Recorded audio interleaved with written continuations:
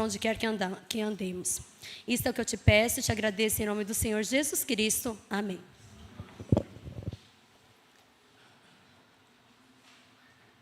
A música Igreja, da banda Purples, levanta alguns questionamentos e ela diz o seguinte em sua letra: onde estão os pescadores, os cativos a buscar, a servir e a cuidar? Onde estão? Onde estão os lavradores com sementes a lançar, regam vida ao caminhar? Onde estão? Onde estão os chamados a fora a anunciar, humildes, mas prontos a avançar? Somos nós. Somos nós, igreja, um corpo em serviço e amor, a casa do Espírito, voz do Senhor, o braço estendido do Pai, que em nós vivo está. Somos nós, a noiva que vive a palavra a pregar, proclama o reino até Cristo voltar, e até que Ele venha, por Ele resistirá. Somos nós. Essa música, Igreja, da banda Purples, reflete bem a dinâmica da vida e da obra da Igreja de Jesus Cristo, nosso Senhor. Mas o que nós precisamos compreender e entender é que escolher para si um povo sempre esteve nos planos e nos propósitos eternos de Deus. E desde Abraão, conforme a leitura que nós fizemos, o hino que nós cantamos, Abraão, Isaque, Jacó, Deus já manifestara a sua vontade de congregar para si um povo.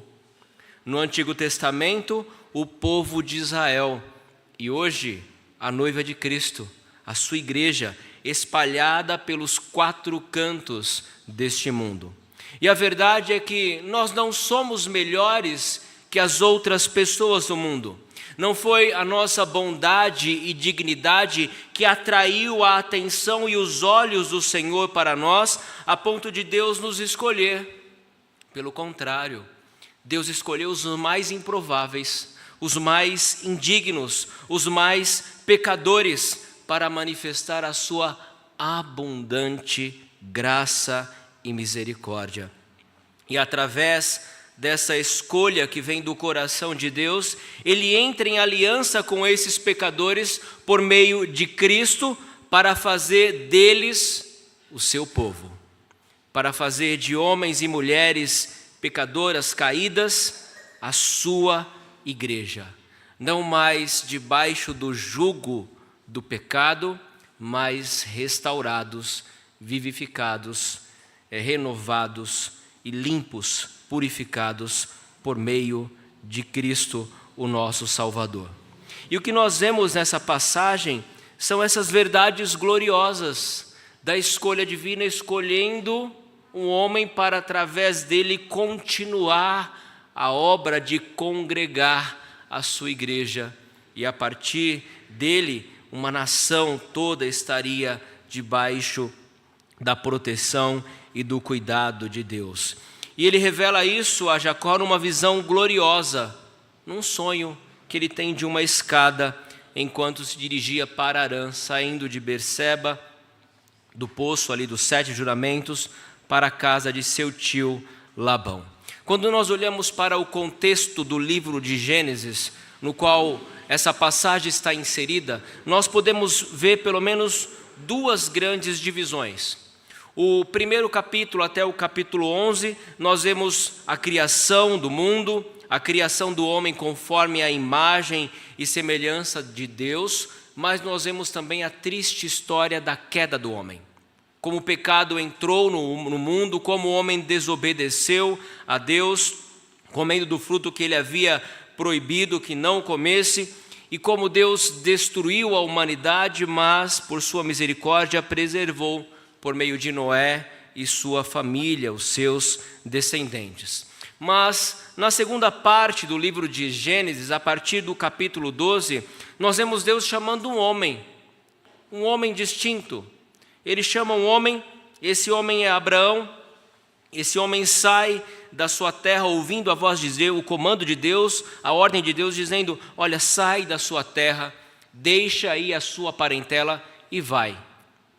Vai para uma terra que ele não sabia, Deus não deu um mapa para ele. Ele apenas deveria atender à voz de Deus e obedecer. Vai para uma terra que eu te mostrarei. Ao longo do caminho eu te mostrarei. E Deus entra em aliança com Abraão. E essa aliança nós podemos ver que foi concretizada em Gênesis capítulo 15, conforme nós lemos na nossa liturgia. E Deus lhe faz promessa, e a partir dessa promessa, Deus haveria de suscitar a Abrão ainda, a sua descendência. E essa descendência seria, portanto, o povo escolhido, a linhagem escolhida, a igreja de Deus, podemos dizer assim. E Deus escolhe a descendência específica de Abraão para desenvolver o seu plano de salvação, para colocar em prática e levar a bom termo o seu plano de salvação, a fim de tirar o problema, o maior problema da humanidade, o problema do pecado. Ele faz isso a partir do descendente de Abraão, que é Jesus Cristo. E os temas centrais no livro de Gênesis são, obviamente, o pecado, mostrando a natureza do homem caído e a maldição que isso acarretou por toda a terra, mas nós vemos também a aliança de Deus com o seu povo, Deus buscando a reconciliação com o seu povo, propondo essa reconciliação. E nós vemos também a doutrina da eleição, Deus escolhendo um homem e a partir desse homem uma nação para chamar de seu povo, de sua igreja, e a partir dele espalhar e abençoar todas as famílias da terra. O texto lido conta a história de um homem chamado Jacó, neto de Abraão, filho de Isaque, irmão de Esaú, irmão gêmeo de Esaú.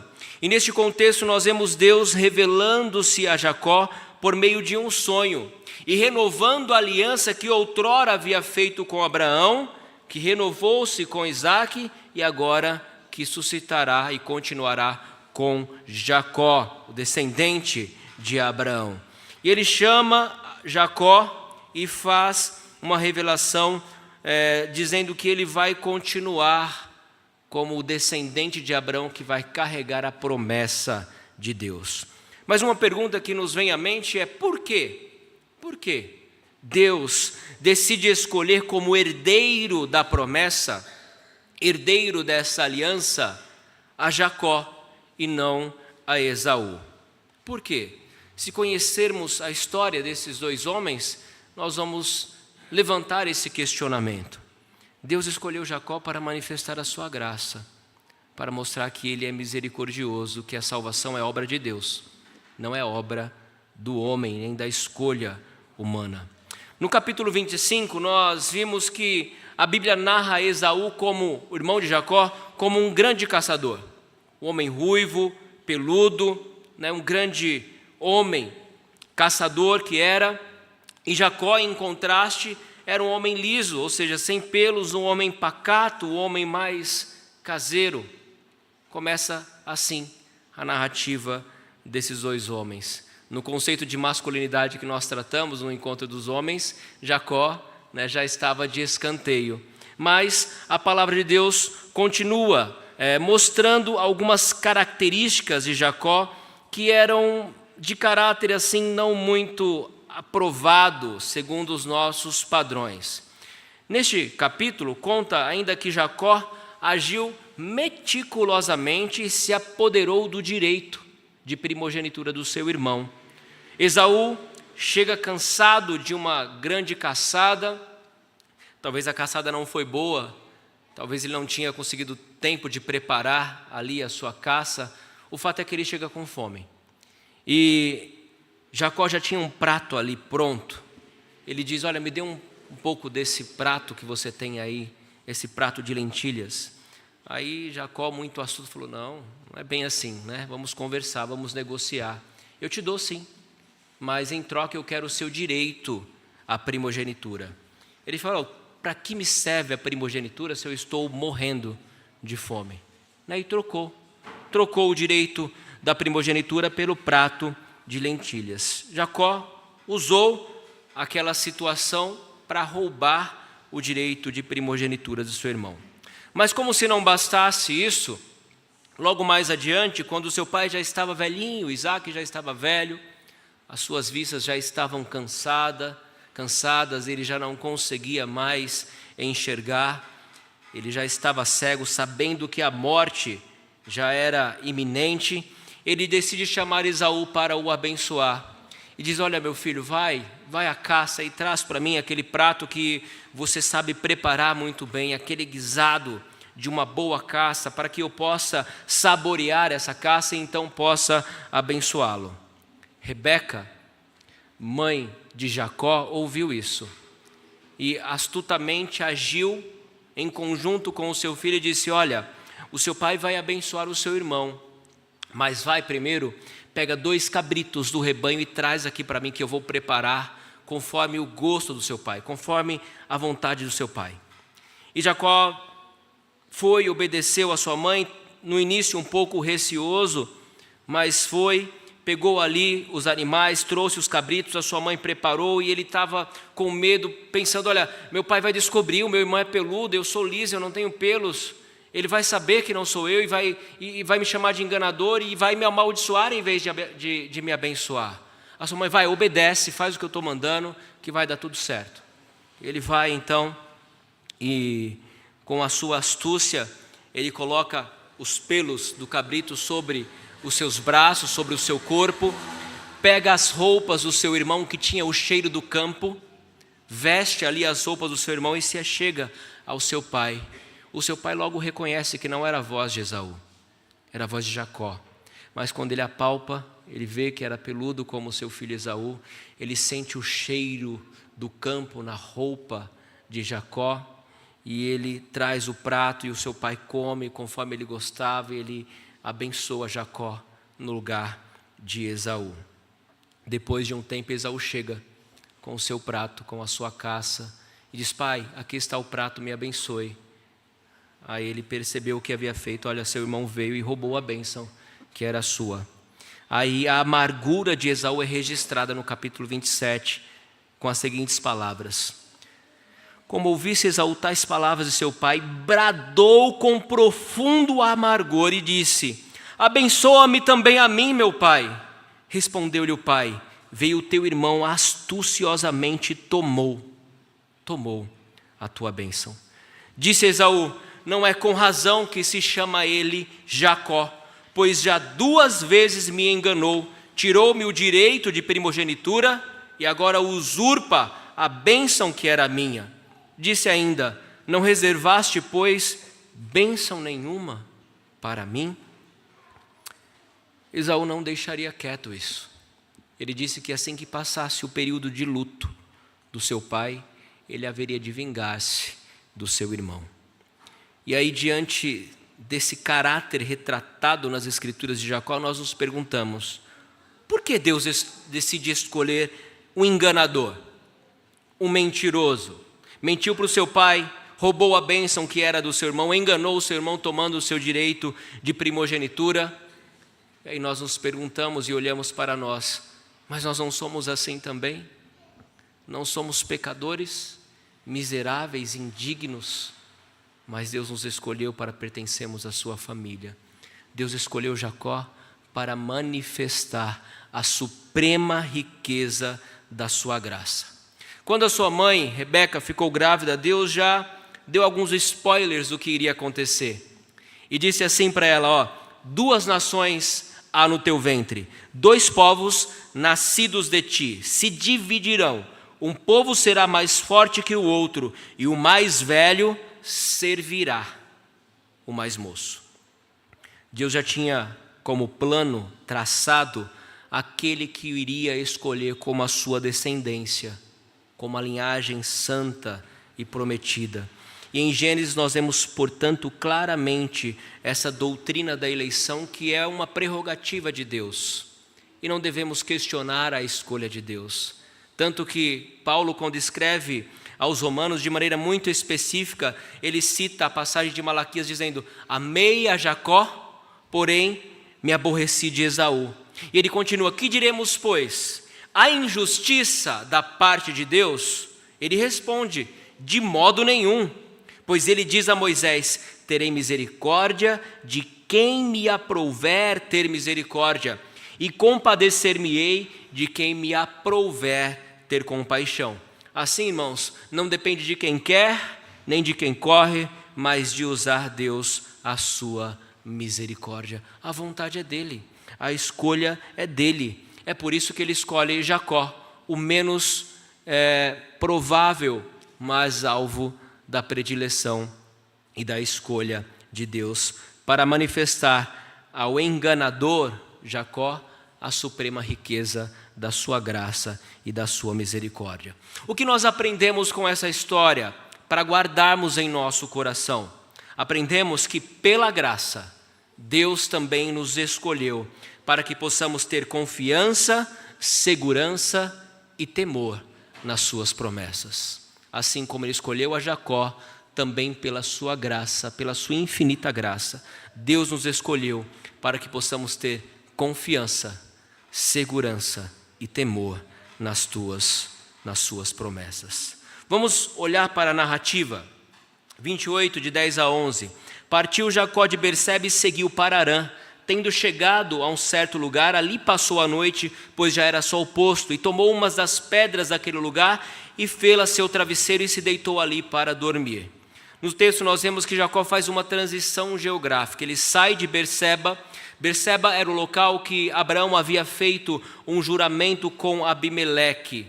Ele havia cavado um poço e os homens de Abimeleque haviam tomado esse poço. Depois eles fazem um acordo, e nesse acordo é chamado ali de Poço dos 7 Juramentos. E o texto então narra que ele se instalou ali, a sua descendência se instalou naquele local. E provavelmente Jacó, Isaac e Esaú, os filhos de Isaac, cresceram naquela região. Mas a vida de Jacó estava em perigo, e a sua mãe não aguentava as esposas de Esaú, era uma pedra no sapato dela, e disse: olha, eu vou morrer de amargura se Jacó também tomar uma para si esposa dos cananitas. Então permita que ele vá para a terra dos meus parentes e trazer uma esposa para si de lá. E aí a desculpa que ela usa é essa: mas a sua vida, a vida de Jacó estava em perigo. Quando seu pai morresse, Esaú levaria a bom termo a sua vingança, iria atentar contra a vida de Jacó. E por isso ele sai. Ele sai de Berseba rumo a Harã e ele chega a um local. Nós não sabemos até aqui o nome deste local. É um local desconhecido, porque vai ser revelado no clímax da história. Mas ele chega a um local e não havia ali um vilarejo, não havia uma casa para recebê-lo, não havia ninguém para convidá-lo a passar a noite. O sol já estava se pondo e ele se vê naquele local e precisa passar a noite. Ele passa a noite ao relento, toma uma das pedras do local como seu travesseiro e ali adormece naquela região que ele não conhecia. Ele adormece, ele tem um sonho. Esse sonho foi um sonho muito especial, porque Deus se revelou a ele através desse sonho. E a revelação conta o seguinte: sonhou e eis posta na terra uma escada, cujo topo atingia o céu, e os anjos de Deus subiam e desciam por ela. Perto dele, o texto diz, estava o Senhor. Ele disse: eu sou o Senhor, o Deus de Abraão, teu pai, e o Deus de Isaque. No sonho, então, Jacó vê uma grande escada. Essa escada, ela sai da terra e atinge o céu. O seu topo, a cabeça da escada, está fixa no céu. E há uma transição ali entre o céu e a terra. Anjos desciam e subiam por essa escada. Há uma comunicação entre o céu e a terra. Há uma ligação entre o céu e a terra. E o que nós aprendemos através desse sonho, meus irmãos, é que Deus se comunica com o seu povo. Ele coloca meios de se achegar aos seus escolhidos. Ele busca comunhão com aqueles que lhe pertencem. Ele resgata aqueles que lhe pertencem. Ele quer se fazer próximo de nós. Ele quer estar perto do seu povo. Um povo caído, que o desobedeceu, mas ele ainda assim, com a sua graça, busca comunicar-se com o seu povo eleito. Esse sonho mostra isso. Os anjos mostram a glória e o cuidado de Deus para com o seu povo eleito. Existe uma filosofia chamada deísmo, que acredita na ideia de um ser inteligente, que eles às vezes chamam de Deus, mas muitos têm dificuldade de reconhecer que é Deus. E eles acreditam que esse ser inteligente criou o mundo, mas deixou o mundo por si. Não se envolve, não se relaciona e não intervém nas coisas que acontecem no mundo. É assim que acredita o deísmo. Mas nós não cremos em um Deus assim. Nós cremos num Deus que se envolve com a sua criação, que se preocupa com o seu povo, que busca relacionar-se com aqueles a quem Ele salvou, que quer comunicar-se com o seu povo e quer trazê-los para mais perto de si. Esse é o Deus que nós cremos. E é esse o Deus que nós vemos revelado nas Escrituras Sagradas. E é isso que o sonho mostra, anjos subindo e descendo, mostrando o cuidado, a segurança, a proteção. Anjos são mensageiros de Deus, ministros de Deus, para levar a sua mensagem, para cuidar do seu povo, para zelar por aqueles que pertencem ao Senhor. E nós vemos esse cuidado de Deus em comunicar-se com o seu povo. Mas o grande clímax não são os anjos e tampouco a escada. O grande evento deste sonho é porque Deus estava perto dele, o Senhor estava perto dele. E o Senhor se revela a ele dizendo: eu sou o Senhor. Eu sou o Deus de Abraão, teu pai, e o Deus de Isaque. Deus se revela para ele. Jacó certamente ouviu as histórias de Abraão. Ele com certeza sabia que Isaque, o seu pai, foi concebido já em avançada idade, quando seu avô tinha 100 anos, a sua mãe 90 anos. Ele sabia que a concepção do seu pai, Isaque, era algo de Deus, um milagre que Deus proporcionou a Sara, porque ela era estéril. Eles já tinham perdido a esperança. Ele sabia, porque ele ouviu falar. Ele ouviu falar, talvez, do seu próprio avô, a história quando Deus o chamou. Essa história que nós lemos, e pediu para partir os animais, e como Deus, por meio do fogo, passou por entre aqueles animais, e cerradas e densas trevas caiu sobre ele. Ele ouviu a história de quando Deus chamou Abraão lá em Ur dos Caldeus, em Harã, e disse: sai da sua terra, da sua parentela, e vai para a terra que eu te mostrarei. Ele ouviu as promessas que Deus fez a Abraão, mas Jacó ainda não tinha sentido a presença de Deus como ele sentiu neste sonho. Deus ainda não havia se revelado pessoalmente a Jacó, mas agora Deus se revela e diz: eu sou o Senhor. Eu sou o Deus de Abraão, teu pai, e eu sou o Deus de Isaque. Uma coisa é ouvir falar a respeito de Deus, outra coisa é sentir a presença de Deus conosco, é sentir a unção de Deus sobre nós, o cuidado de Deus sobre nós. E agora aí Jacó tem esta revelação de Deus como Deus de seu pai, o Deus de Abraão. E Deus vai fazer a Jacó algumas promessas que são para o futuro e algumas promessas que são para o presente. As promessas para o presente, meus irmãos, irão demandar de Jacó confiança. Jacó precisava ter confiança nessas promessas. Ele não veria o cumprimento delas, mas ele precisava crer de todo o seu coração que esse Deus é fiel para cumprir a sua palavra. As promessas futuras demandavam a confiança por parte de Jacó, e as promessas presentes garantiriam a sua segurança nessa longa jornada. Os versos 13 a 14 mostram essas promessas. A terra que agora estás deitado, eu te darei a ti e a tua descendência, diz o Senhor. Ele diz ainda: a tua descendência será como o pó da terra, estender-te-ás para o ocidente, para o oriente, para o norte, para o sul, e em ti, na tua descendência, serão abençoadas todas as famílias da terra. Todas estas promessas que Deus faz não se cumprem na vida de Jacó, mas são promessas para o futuro. Nós lemos que quando Deus chama Abraão e lhe faz promessa, ele creu. Isso foi imputado para a sua justiça. Da mesma forma, Jacó precisaria responder com fé ao Senhor e crer que essas promessas, evidentemente, de fato, se cumpririam na sua vida. A primeira promessa mostra que aquela terra na qual ele estava deitado seria da sua descendência. Deus a concederia. E Deus de fato a concederia, porque aqui é Deus quem garante. Ele diz: eu garantirei essa terra, eu te darei como garantia. Esse verbo pode ser traduzido como garantia, porque é certeza que Deus vai conceder essa promessa que fez. Mas a promessa ainda iria se concretizar daqui a 400 anos. 400 anos mais tarde é que essas promessas iriam se concretizar na vida e na descendência de Abraão, de Isaque e de Jacó. A segunda promessa mostra que eles seriam um povo numeroso, e por ser numeroso eles iriam se espalhar pela terra, Oriente, Ocidente, Norte e Sul. Quando as nações eram consideradas poderosas, havia dois fatores que mostravam que essas nações eram poderosas.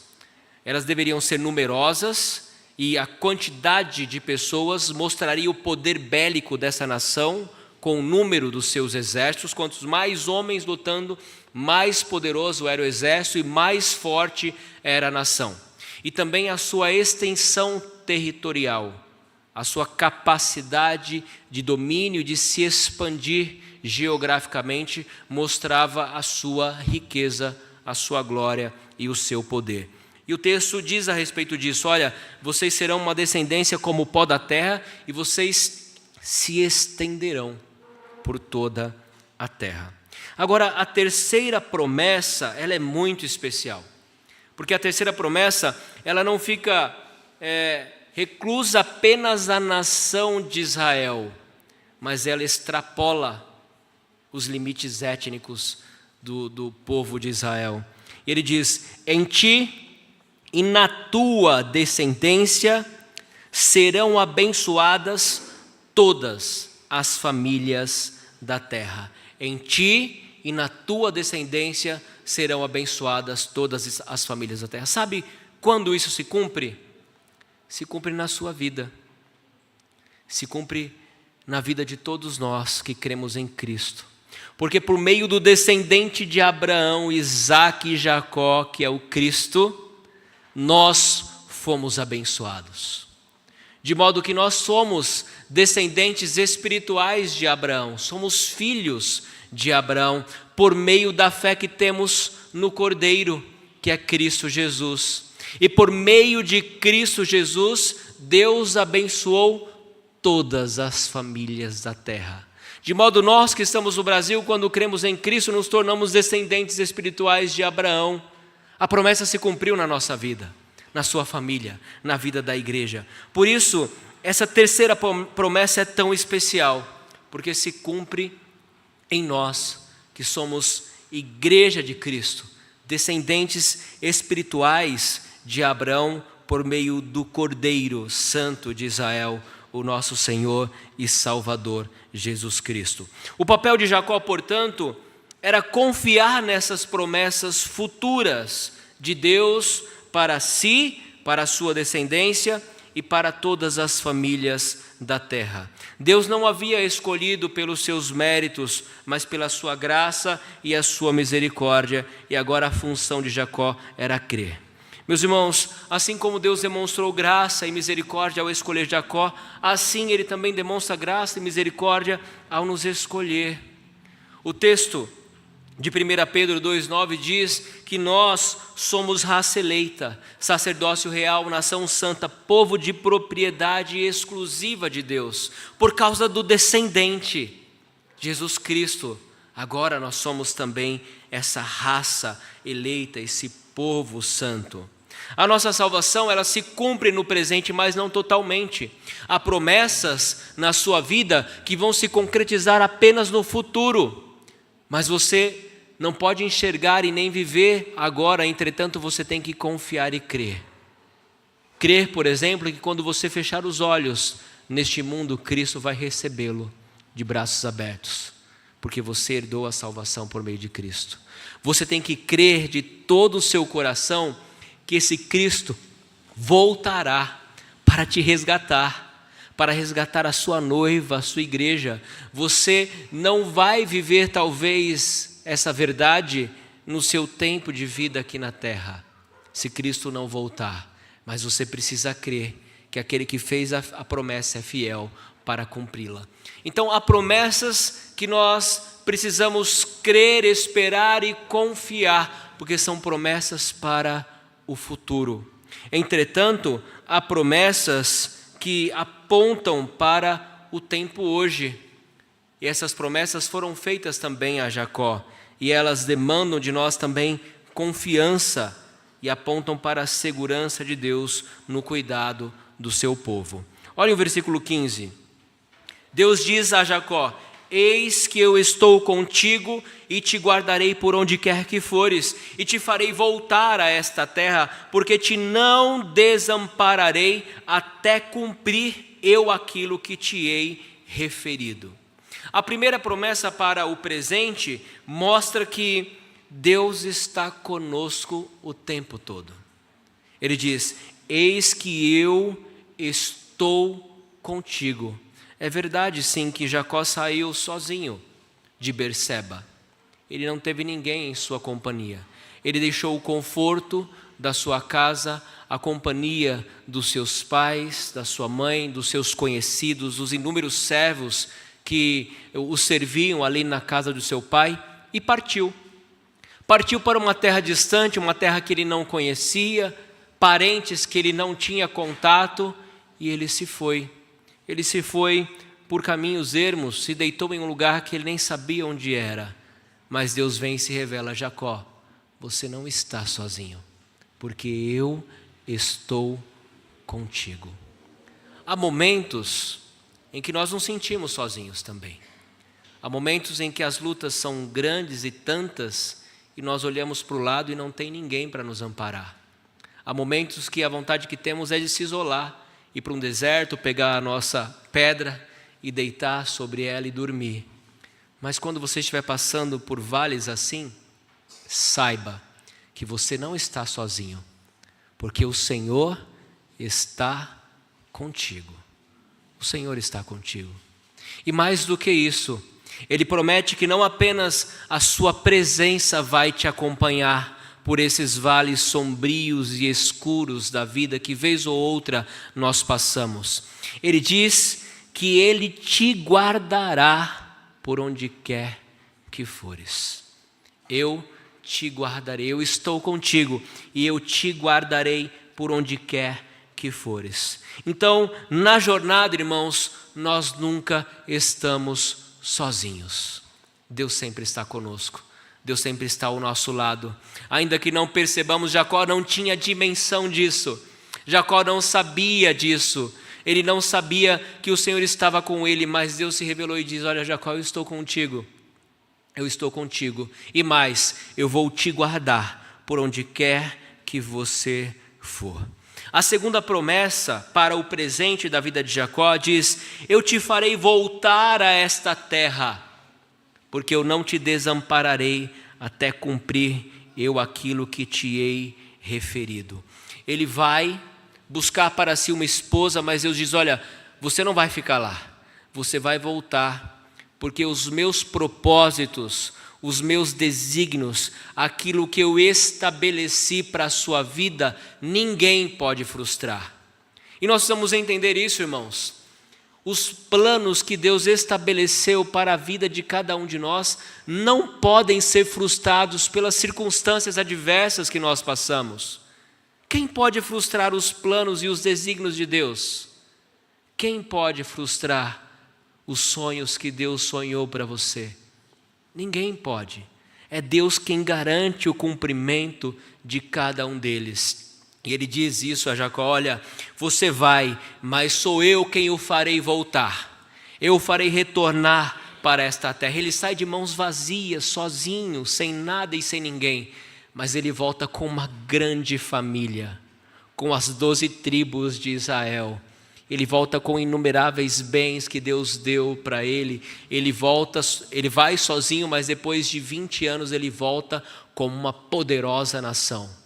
E daí, a partir dele, a nação de Israel. Porque Deus é quem faz as suas promessas e ninguém pode frustrar os planos de Deus. Ele diz: até cumprir eu aquilo que te hei referido. Aquele que faz a promessa é fiel para cumprir. Nós somos eleitos de Deus e precisamos confiar nas suas promessas para o futuro, mas também nas suas promessas para o presente, entendendo que o Deus que nos faz promessas é fiel para cumprir, João 10, 27 diz: as minhas ovelhas ouvem a minha voz, eu as conheço e elas me seguem. Eu lhes dou a vida eterna, jamais perecerão e ninguém as arrebatará da minha mão. Quem pode tirar você das mãos de Cristo? Quem pode arrebatar a sua vida das mãos daquele que nos guarda? Ele é quem nos ampara, Ele é quem nos sustenta, Ele é o nosso refúgio. Diante dessas promessas, como nós podemos responder a esse Deus tão maravilhoso? Jacó, ele responde com temor e tremor diante de Deus, o Deus Altíssimo. O versículo 16 e 17 diz: despertado Jacó do seu sono, disse: na verdade, o Senhor está neste lugar, e eu não sabia. E temendo, disse: quão temível é este lugar! É a casa de Deus, a porta dos céus. Quando Jacó despertou do seu sono, ele viu a importância daquele lugar. Não porque o lugar geográfico em si era especial, mas porque Deus estava presente ali. É a presença de Deus naquele lugar que torna aquele lugar tão especial. E a presença de Deus nos faz temer, porque nós somos pecadores. E é assim que Jacó se sentiu depois de tão grande revelação. E o seu coração temeu diante do Senhor. Ele disse: quão temível, temendo ele disse: quão temível é este lugar, é a casa de Deus. Um pouco mais adiante, no versículo 19, nós lemos que ao lugar, a cidade que outrora se chamava Luz, no qual Jacó estava deitado, ele deu o nome de Betel.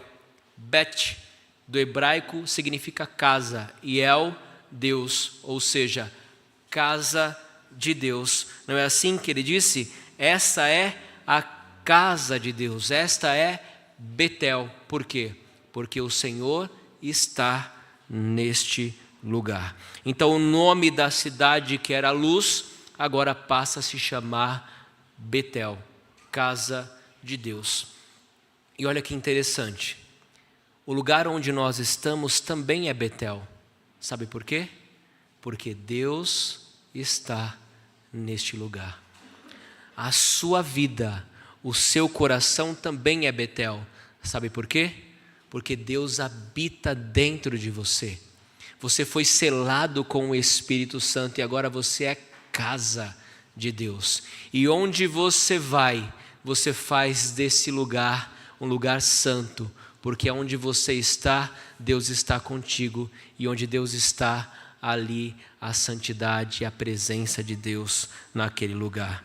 Meus irmãos, quando nós olhamos para essas verdades, nós precisamos encher o nosso coração de alegria, mas também de temor e de tremor diante do Deus Altíssimo, que mesmo na sua infinita graça, poder e soberania, Ele decide habitar no meio do seu povo e andar com o seu povo e faz em nosso coração morada. Isso é maravilhoso aos nossos olhos. Portanto, nós aprendemos neste sermão que Deus nos escolheu, que a sua graça nos alcançou, mesmo nós sendo pecadores, como alcançou Jacó, mesmo sendo ele um enganador. E assim o que nós podemos fazer é confiar nas promessas desse Deus misericordioso que nos alcança com a sua graça. Nós aprendemos também a respeito da doutrina da perseverança dos santos, que aquele que fez a promessa é fiel para nos guardar. Ele caminha conosco, Ele está conosco, Ele jamais nos abandonará. Portanto, confiemos nas promessas daquele que é fiel.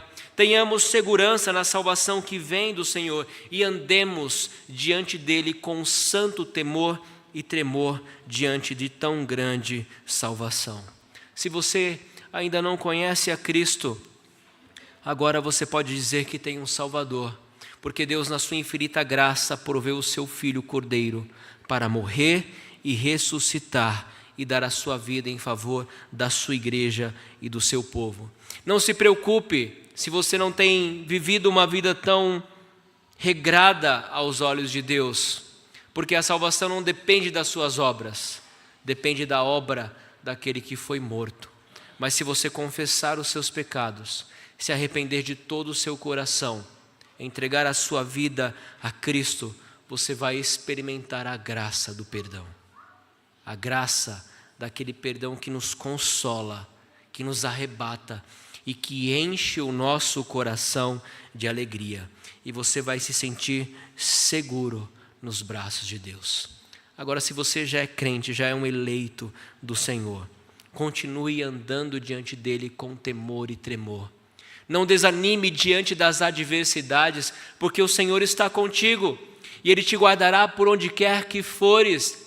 Não tema, tema somente a Deus. Confie no Senhor, porque você é Betel, você é casa de Deus. A sua igreja, a nossa igreja é casa de Deus por causa da obra de Cristo. A música Igreja da banda Purples continua algumas indagações. Onde estão os que se unem, reunidos para adorar, aprender e ensinar? Onde estão? Onde estão os que se doam sempre prontos a ajudar, a acolher e consolar? Onde estão? Onde estão os chamados a serem sal e luz, parábolas vivas de Jesus? Somos nós, igreja, um corpo em serviço e amor, a casa do Espírito, voz do Senhor, o braço estendido do Pai, que em nós vivo está. Somos nós, a noiva que vive a palavra a pregar, proclama o reino até Cristo voltar, e até que Ele venha, por Ele resistirá. Desde Abraão, Isaque e Jacó, Deus escolheu para si um povo. Hoje, esse povo somos nós, igreja do Senhor. Portanto, viva confiando nas suas promessas, porque aquele que prometeu é fiel para cumprir. Louvado seja o nome do Senhor. Amém.